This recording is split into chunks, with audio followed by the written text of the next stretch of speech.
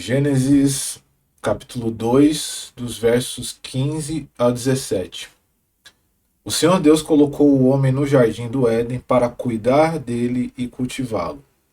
E o Senhor Deus ordenou ao homem: coma livremente de qualquer árvore do jardim, mas não coma da árvore do conhecimento do bem e do mal, porque no dia em que dela comer, certamente você morrerá. Esse texto é conhecido por muitas pessoas dentro do meio religioso, né? De repente você já leu também, ou não tinha lido dessa forma, que fala sobre a árvore do conhecimento do bem e do mal, né? Fruto proibido, né?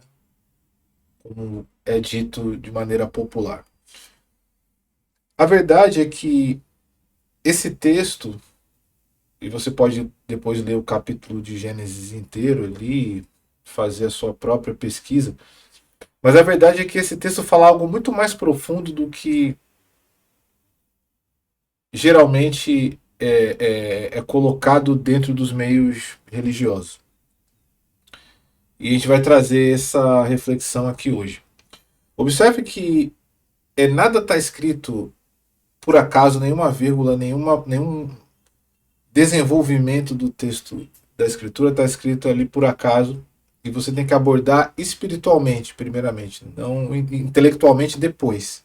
Depois, primeiramente espiritualmente, entender qual é o princípio espiritual que está por trás do que está sendo dito. Observe que existem pontos chaves nesse texto aqui, que são, primeiro, um jardim, né? O território onde o homem foi colocado, uma ordem de cuidado e cultivo. Por que o homem foi colocado no jardim? Para cuidar do jardim e cultivá-lo. Responsabilidade. De outro lado, foi colocada a liberdade e a abundância, ou seja, você pode comer livremente de todas as árvores. Liberdade e abundância. Né? Porém, a gente observa que existe também um aviso em relação a uma única árvore que não deveria ser tocada, né? Que era a árvore do conhecimento do bem e do mal. Que no momento que ela fosse tocada, que fosse comido o fruto dela, a morte entraria, né, como um vírus dentro daquela realidade. Esse é o sentido. E no texto, a serpente persuadiu Eva a comer o fruto. E a serpente sabia que no momento que elas comessem do fruto, elas estariam presos à lei da morte e do pecado. Existia uma guerra ali por território de uma outra entidade que havia perdido o seu poder e o seu domínio. Né? E esse assunto foi resolvido, né, na ressurreição de Cristo. Né? A chave da morte e do inferno foi tomada por Cristo na ressurreição. Isso é um assunto resolvido no mundo espiritual. Né? E se existem pessoas ainda perecendo os efeitos da lei da morte do pecado é por não terem entendido profundamente o evangelho, né? Ou por não terem entendido realmente a mensagem, ou por de repente terem ouvido, mas estarem vivendo meramente na religião, na religiosidade, e não no poder do evangelho de libertar sua mente desse esquema espiritual que te aprisiona na morte, no pecado e no inferno, que muito mais do que um território para onde se vai, é um território onde você vive dentro da sua própria alma. Assunto para um outro vídeo. Então, o assunto aqui não é sobre religião, né? É sobre vida ou morte. Esse texto não fala sobre um dogma religioso, sobre uma. Não é uma história religiosa, é sobre vida ou morte, né? E o que acontece?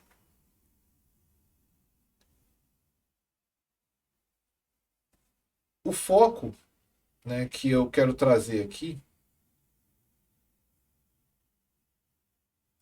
é justamente esse ponto que eu falei anteriormente sobre a abundância que tinha sido oferecida para o Adão naquele momento.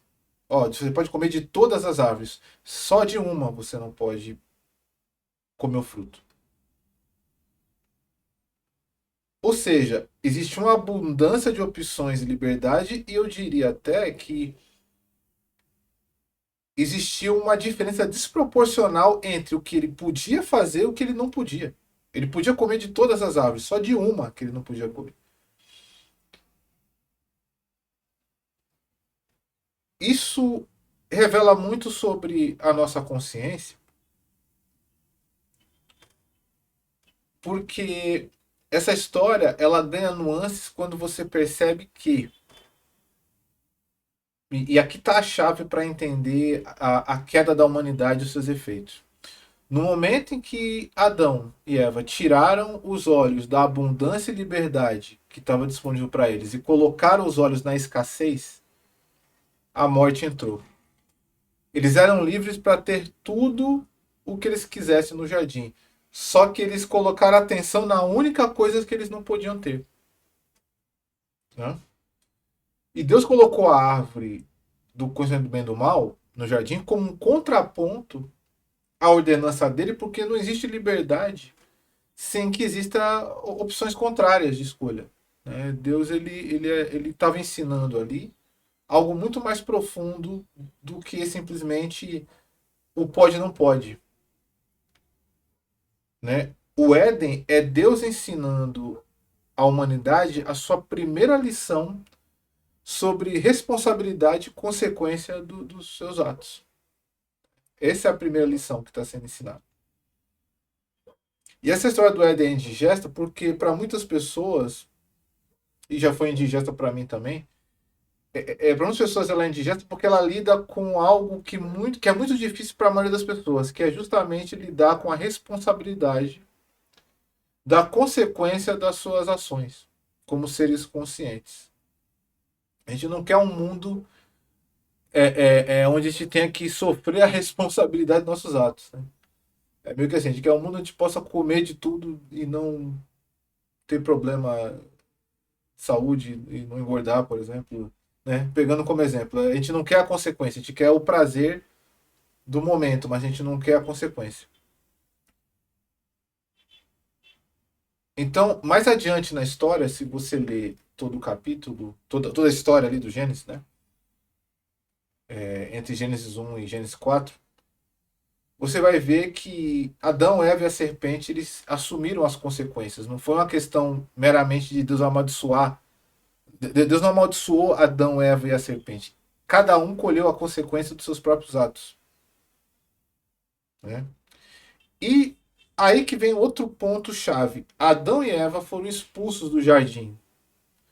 E o que isso significa? Que lição profunda a gente pode extrair disso? A ordem era para Adão cuidar e cultivar o jardim, guardar o jardim, proteger. Só que bastou uma interferência ali de um ser que era até para ele exercer domínio sobre esse ser. Bastou essa interferência para mudar toda a dinâmica do ambiente. Então, qual é a grande lição aí? Você não pode ter aquilo que você não tem capacidade de cuidar, cultivar e proteger e guardar. Às vezes você quer ter o território, você quer ter as coisas, você quer ter, você tem desejos. Mas se você não tem responsabilidade para cuidar desse território, para se dominar diante das tentações, você não está pronto para assumir responsabilidade de ter aquilo que você quer, muitas vezes. E toda vez que você tira os olhos das possibilidades infinitas que Deus te deu e se distrai com o que você não tem, com o que você não pode ter agora, você perde a liberdade e a abundância e experimenta a escassez e a morte. Essa é a chave por trás dessa história, né, que é contada aqui, né, resumida aqui nesse verso, né, o início, né, o cerne da questão, desses dois versos aqui, o 15, os três, né, do 15, 16, 15, 16, 17, Gênesis 12. A moral da história é essa. Você perde a liberdade e a abundância e experimenta escassez quando você tira os olhos da abundância de todas as árvores, de todas as possibilidades, né, que Deus te deu para olhar para aquilo que você não tem. E essa realidade, ela funciona do invisível para o visível, do espiritual para o natural. Se você vence no espiritual e no invisível, você vence no visível e no natural. Então a liberdade e a abundância de vida estão em Deus. E a escassez e a morte surge como fronteira da desobediência. É essa história que está sendo contada aqui. Então, elimine a mentalidade de escassez, que é olhar para o que você não tem, e comece a exercitar o olhar tudo que está disponível para você. Observar tudo que está disponível para você. É um exercício que você tem que fazer. Você se acostumou a olhar para o que você não tem e você perde a tua liberdade, você perde o teu acesso. Comece a se reconectar com Deus e perceber oportunidades que existem em você, riquezas que Ele depositou em você e ao seu redor, que você não está enxergando porque você está olhando para aquilo que você não tem, para aquilo que você não pode ter agora. Essa é a reflexão de hoje. Até a próxima.